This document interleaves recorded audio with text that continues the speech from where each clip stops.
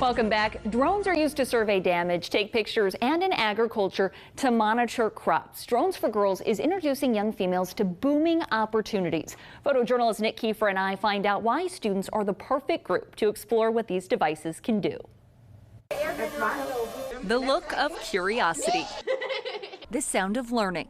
The future for these girls at Marshall Middle School is taking off. It feels like STEM, and tech in particular, is not necessarily a place that girls are encouraged to go. You can look at the drone or you can look at the video. Ingrid Green, the executive director of Drones for Girls, is clearing away barriers. It's not an industry or a field where there are a lot of Latinas and Black American girls who are doing tech-related things.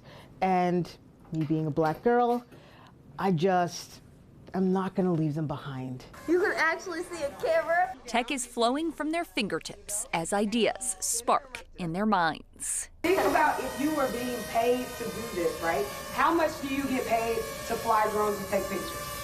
Do we know? Over 1,000. For 30 minutes, you can make $800 taking aerial photos for 30 minutes.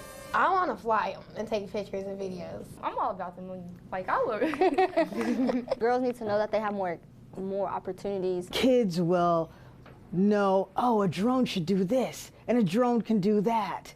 And there are things that adults don't necessarily think of. Persistence fueled by patience. And that's why it's the perfect R&D, because kids will just break stuff.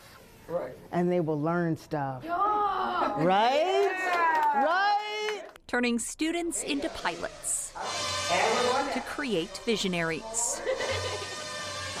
I'm scared. Drones for Girls is also looking to open up summer courses and have opportunities in the future for adults to also get involved. We have information at ksn.com.